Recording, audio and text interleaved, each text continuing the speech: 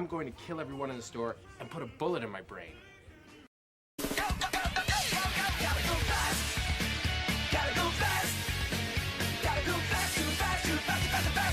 Hello everybody, and welcome to Comic Culture, the only show that cares more about the Fantastic Four than Fox clearly does. I'm your host, Preston, and today, well, usually my shirt reflects what we talk about on this show. When we talked about Mysterio, I had a Spider-Man shirt. When we talked about Boba Fett, Star Wars. Today I have a blue shirt, because I don't have any Sonic merchandise, except for the comic book right here.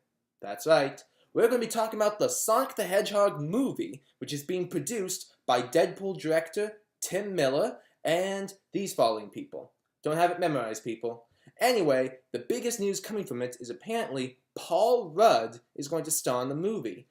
Not as Sonic the Hedgehog, though, because that would be an interesting thing to do. No, he will be playing Sonic's human friend, Tom.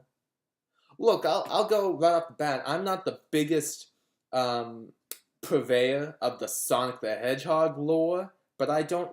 Is there a human friend named Tom? I think this is just something they're making up for the movie. Because the movie is going to be a hybrid of live action and CGI. So think Smurfs, or... I'm trying to think of another movie that's successful, but all I can think of is Smurfs and Alvin and the Chipmunks.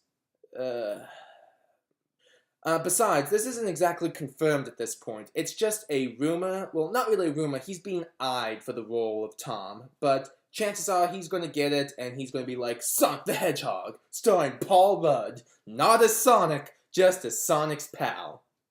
And not even as Tails, Sonic's actual pal. But you know what? Enough about Sonic the Hedgehog, and let's get into something much better. Ah, there we go. Yes, if you can tell by all this mutant stuff, we're going to be talking about X-Men, Dark Pheonix. Or, at this point, it's just called Dark Pheonix? To be fair, is it really an X-Men film at this point? There's no news per se, mostly just there was a recent screening of the film a while back, and someone leaked a bunch of stuff that happens in the film. Now, there's always a chance this guy's lying, there's always a chance that they're going to change his stuff by the time the movie comes around, but the stuff that's in the leak sounds exactly like something Fox would do.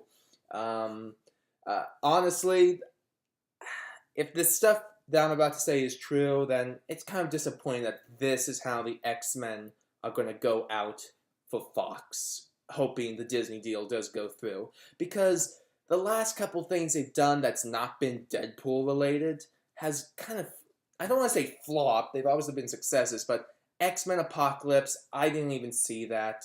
X-Men Days of Future Past, it was fine, but just, it's not really the X-Men we know and love, okay? And, you know, there's a lot of stuff I do love. Logan was amazing. I love First Class, the original X-Men movies, X1 and 2. Those are some of my personal favorites. One of the first superhero movies I ever saw, but just the stuff they've done recently, like Apocalypse, and the stuff that's going on with New Mutants. So, what's been said about Dark Pheonix? Well, apparently, I don't want to say Skrulls are in this movie, but they're supposed to be Skrulls, but they're not Skrulls. They're these gray aliens, and when I think of that, I kind of think of those Shyamalan aliens from Signs. So, yay, we are continuing the trend of X-Men having gray and not colorful foes. And the X-Men themselves are not going to be colorful either, because apparently those suits that they have at the end of Apocalypse, the yellow suits, yeah, I hope you enjoyed that you're not getting much of that, because apparently these suits are going to be, you're going to see those suits for a little bit, then they're just going to get these black and gray suits with, I think the gray makes an X in the chest area, and even then, don't get used to those, because apparently the final battle is they're all in civilian clothes. Some of the stuff I've said so far isn't really that spoilerish, and besides, we don't even know if this stuff is going to be true, but if you do want to see Dark Pheonix, and I don't know why, go to this time code, because that's when I'm going to be done talking about the X-Men spoilers and move on to our next bit of news. And I am going to be talking about the spoilers, like Mystique dies. Oh no, not Mystique. She was such a Jennifer Lawrence. Yeah, so apparently the plot is the X-Men are Avenger-like heroes, which even the leak says. The leak says this is unearned. I love the X-Men, but they shouldn't be like Avengers. They shouldn't always be outcasts, but that's the thing. That's their draw. I don't want them being Avenger-level heroes. Let that be the Avengers. But apparently they're Avenger-level heroes, and they go out to space to stop this rocket ship that's been affected by cosmic rays. And then Jean Grey gets affected by the rays and puts into a coma, and we get a flashback where apparently she caused a car accident that killed her mom but not her dad, and her dad doesn't want to see her anymore, and Professor X knew this, and it activates the Phoenix, and oh my god, it's X-Men 3 all over again. Oh my goodness, you'd think they'd learn their lesson. They're doing everything from Professor X finding her as a young child. Again, I didn't see X-Men Apocalypse. I've just seen clips and stuff. Does that really work out timeline-wise? If he found her as a child? You know what? Who cares? Fox doesn't care about the timeline. Why should I? But yeah, and let's see. We've mentioned the Skrulls and the not-so-called Skrulls. They're not even called Skrulls in the movie. We've talked about, apparently Beast will seek vengeance for Mystique's death because he loved her and stuff like that. So he goes to Magneto for help to kill Jean Grey, and Magneto's the villain of the movie again, and this is where it gets really weird, where Jean uses her powers to destroy an alien ship, and it lands on another alien planet, and that alien planet takes it as a sign of war to go to war against Earth. And apparently the third act of the movie is this big battle between the X-Men in their civilian clothes against these aliens, and then Jean decides to use the power of the Phoenix, and I think she even says, "I am no longer Jean Grey, I am the Phoenix." That's I can only imagine how that's going to be portrayed. See, I wish Fox is more willing to do the goofy stuff, like Professor X going, "My mind!" Like, that stuff's classic. But anyway, she's going to go Super Saiyan Nova, whatever, and basically explode and destroy the entire Armada, and that will save the world, and she's dead.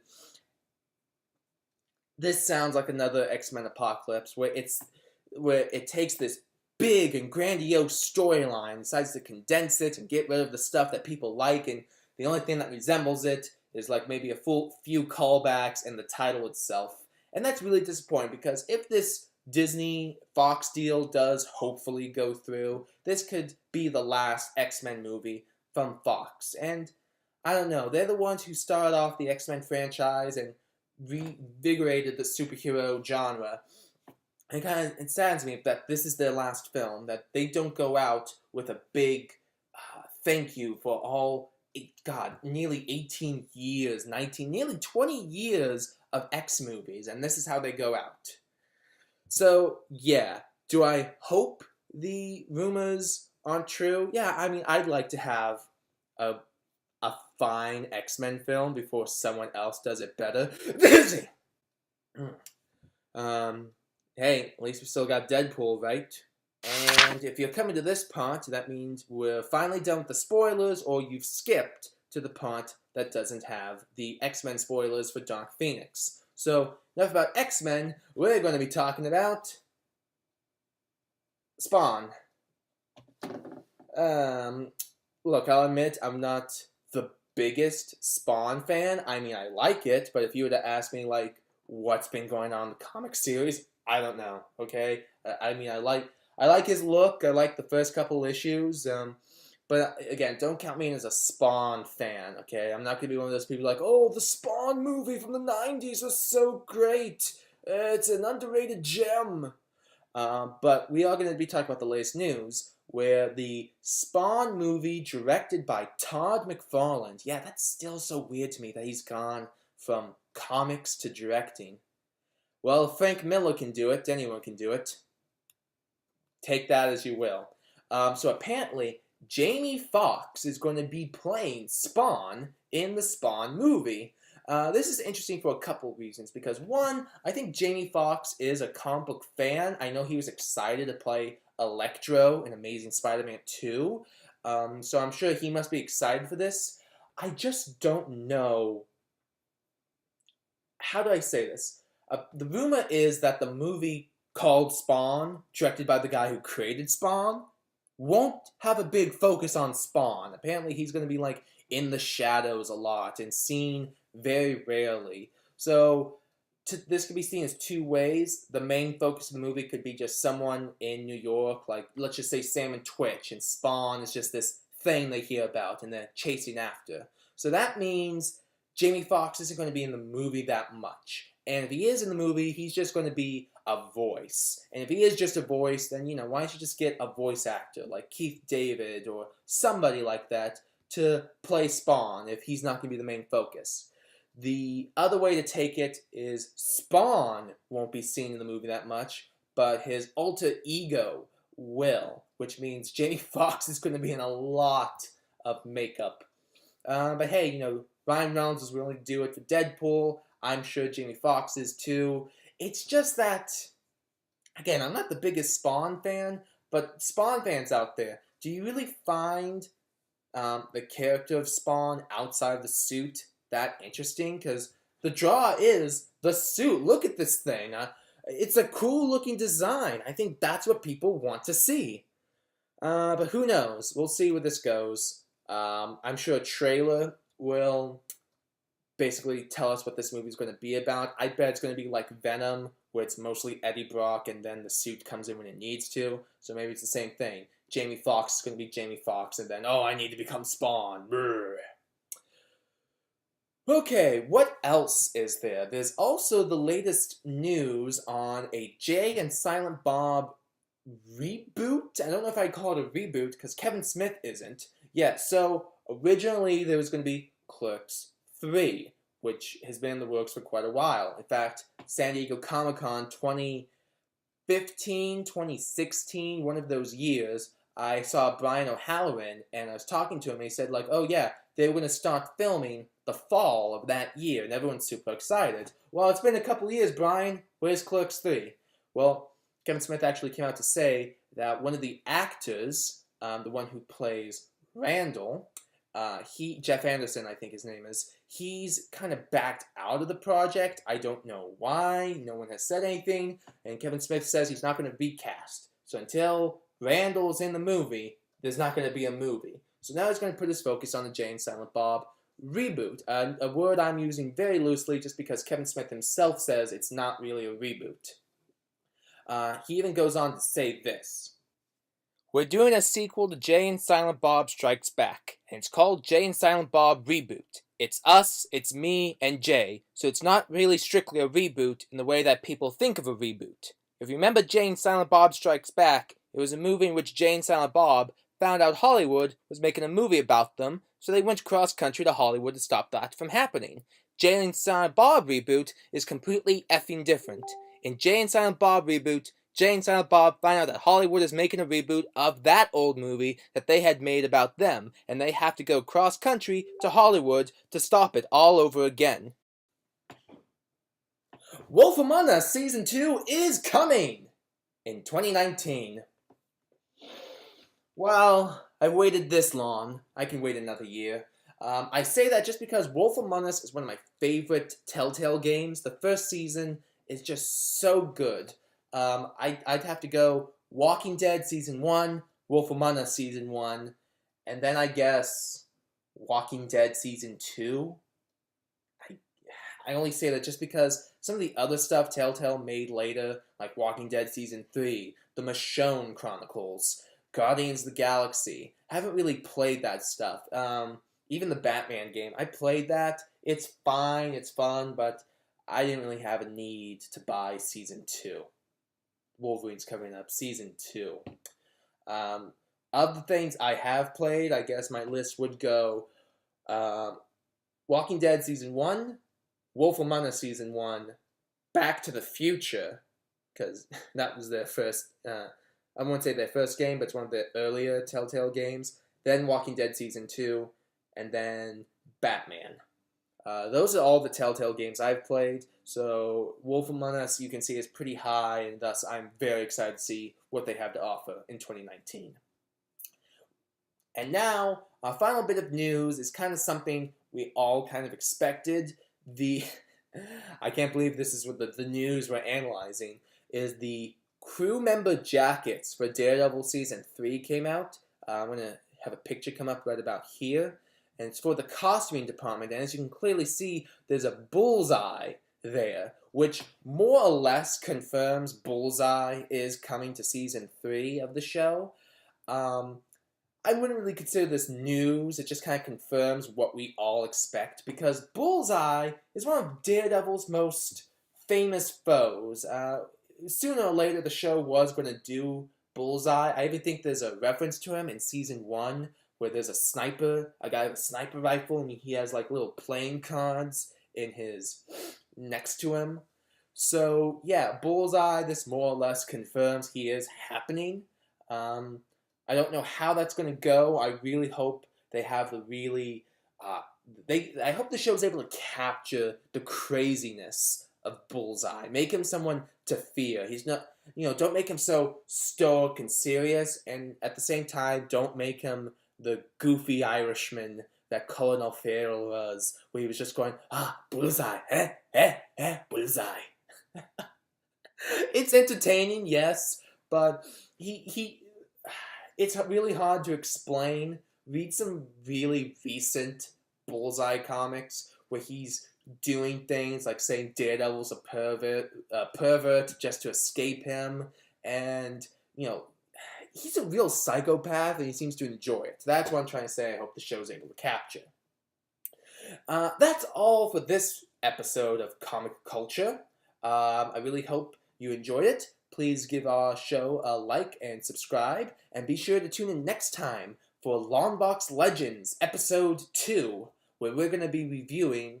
It's either going to be Forever Evil or Thanos Wins.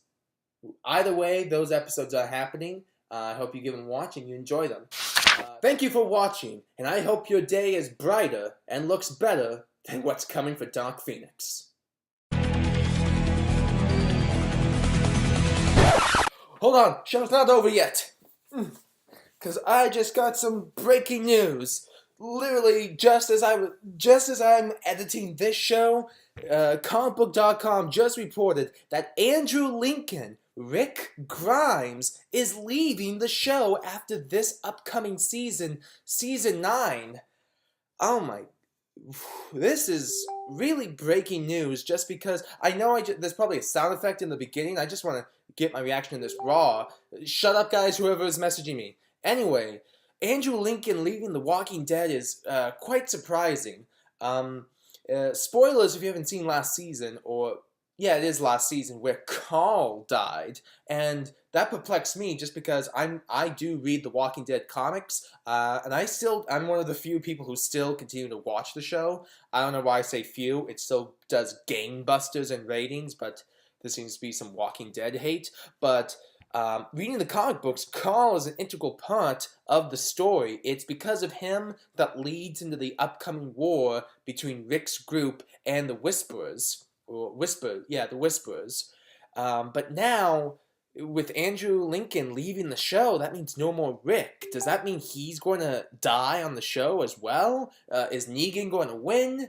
Let's be honest, if Rick leaves the show, Negan is going to become the main star. I mean, he's one of the reasons people watch the show, because Jeffrey Dean Morgan is amazing in the role of Negan.